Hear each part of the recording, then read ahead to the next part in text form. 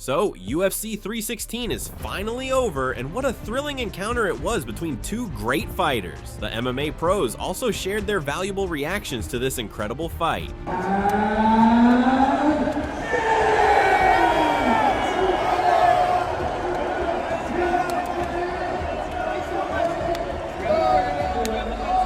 I would love to see the scorecards, because in the second round, Merab had to stand with him the whole time, and it felt like he won that round. Yeah. Speaking to the improvements of his striking game. We saw in the Umar fight. We saw it in the Umar fight. He was able to do well in the striking, but tonight he looked even better.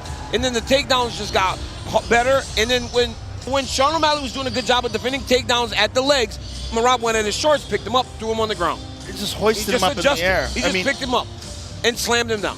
And it's that wrestling base. I mean, his wrestling is so elite, and then with that cardio, and now the improvements in the striking, and then the submissions. It's like, who's gonna beat this guy?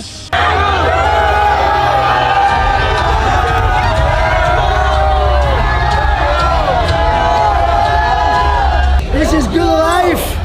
Left turn. No, I'm not gonna give no one this. It was so easy, guys. Thank God. Hard work paid off. I'm feeling great, healthy, happy, not hungry anymore. Let's go. Oh, congrats, congrats. We are the champions!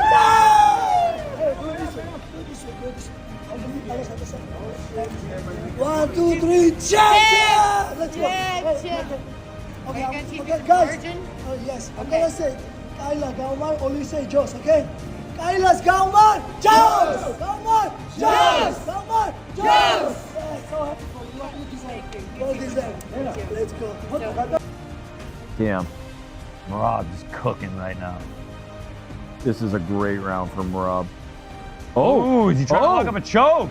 Oh, man. Oh! No. O'Malley's head is the other way. I can't tell. No, he's going to turn out. Oh, no, he might be good now. Oh, I think he's squeezing. I think he's about to tap. He taps. Wow. Wow, he finishes Sean O'Malley. Submit Sean O'Malley and still Merab Dvalishvili.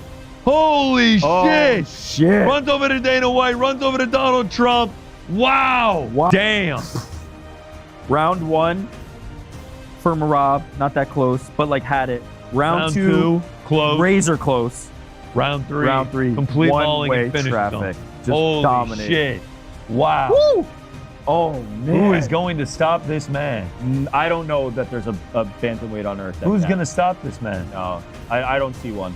Here is where Merab's lethal knees to the thigh come into play as he just holds on. You fucking ugly cunt, man. What a boring fuck. O'Malley back up to his feet. Merab still just holding on to Merab around the body and kneeing the thigh. Riveting stuff. I love that people pretend to enjoy this. He's kneeing the thigh of O'Malley here in round three. O'Malley gets the underhook. Nice takedown by Merab. Whoa. O'Malley looking to work back up again to his knees. O'Malley up to his base. Merab sitting up right here up against the cage. A lot better of a position for him to try and do something in terms of damage. O'Malley still looking like he's not been in a fight yet. Merab's threatening a choke. He's having a tight choke. O'Malley's spinning. No, it's not on the chin. It's just enough to keep control. This is what Merab does. Oh, it's a tight choke. It's actually a tight choke.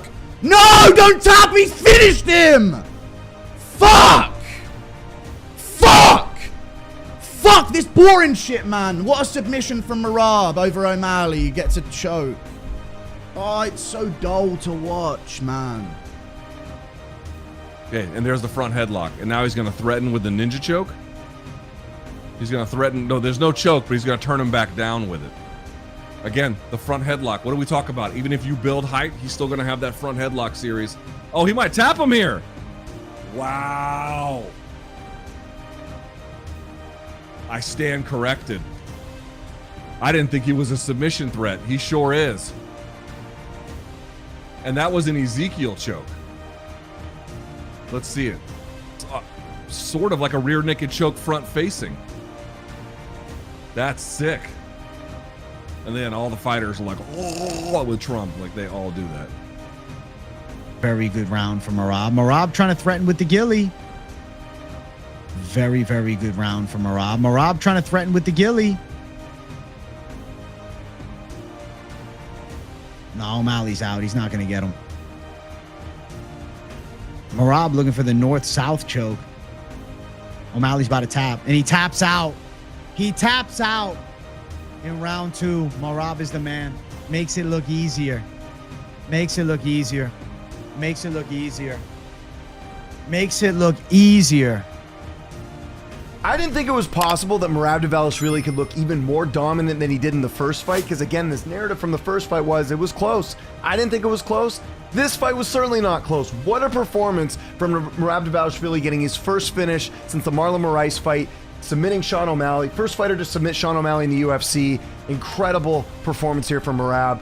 Looked like more than a minus 285 favorite. He was striking with O'Malley. He wasn't, afraid to engage. He was getting takedowns. He picks O'Malley up. This was a amazing performance where we got to start having that conversation about Merab being one of the best of all time at bantamweight. This was an amazing performance here. And listen, credit to Sean O'Malley. I know he made a lot of adjustments. He looked a lot more fit this time around, didn't have any injuries. He did everything he needed to do, but Merab is just so good, and I really don't see anyone beating him for a long time. Before the fight, the MMA pros had a very different opinion on the matchup, with most predicting that there was no way Merab could lose with the tremendous amount of stamina and cardio he had in him. However, Henry Cejudo had assessed Sean O'Malley's chances leading into the fight, pointing out that O'Malley's best opportunity to secure a win would have to come in the early rounds. Cejudo had emphasized the need for Merab to pressure O'Malley immediately, anticipating that Sean would come out aggressively and attempt to land something big early. Anyways, against Merab Dvalishvili, when I look at this fight, I'm like, all right, man. Sean's got a chance, but it's got to come early. But the keys for a guy like Merab Dvalishvili is going to be easy.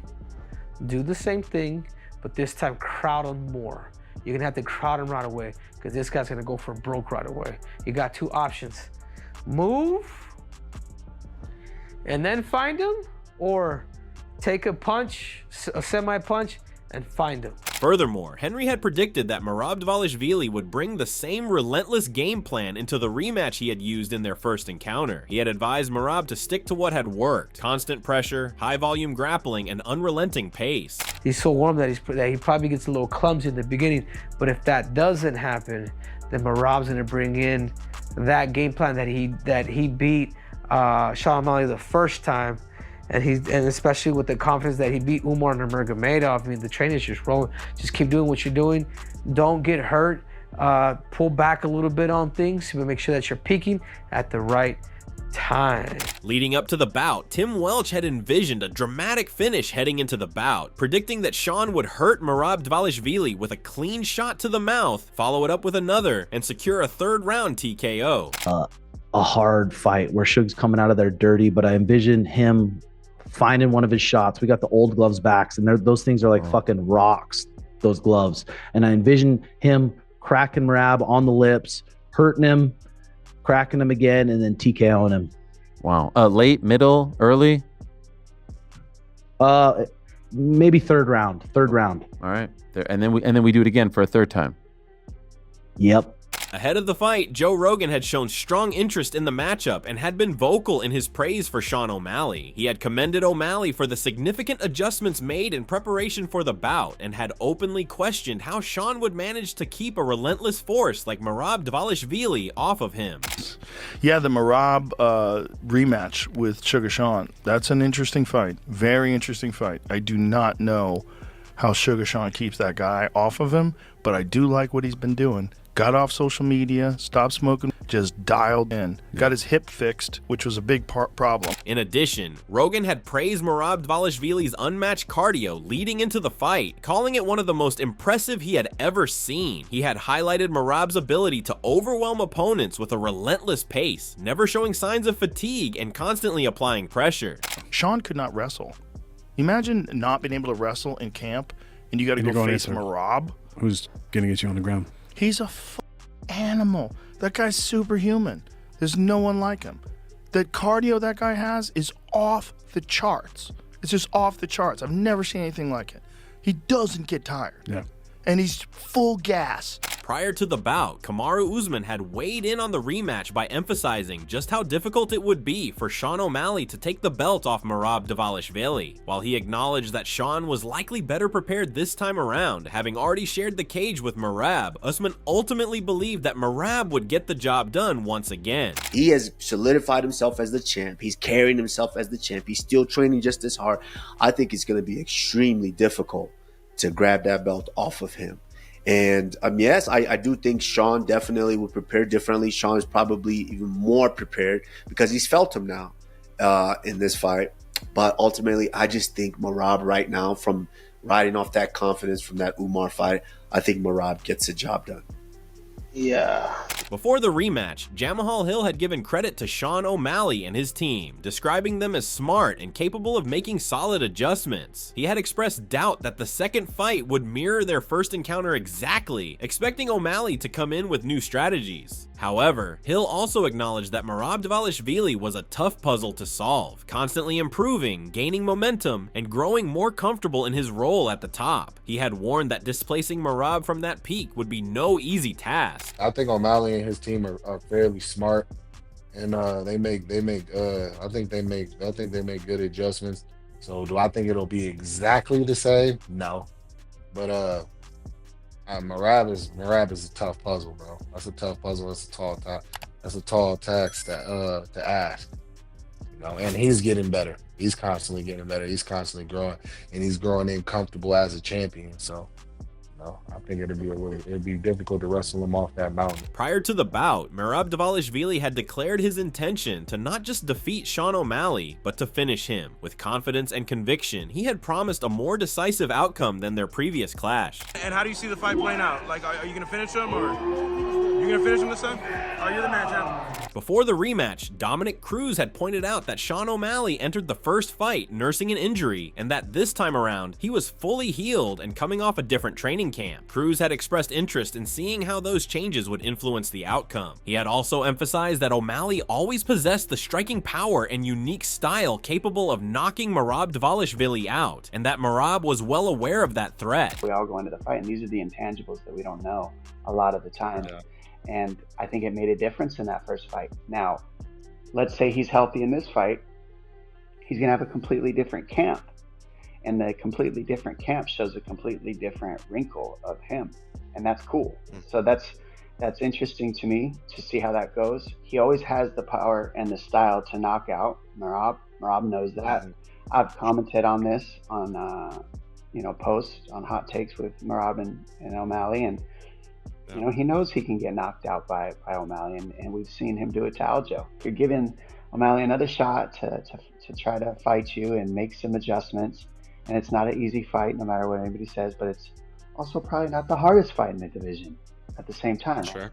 But if we're talking about marketing, right? We're talking about filling up a big room of people.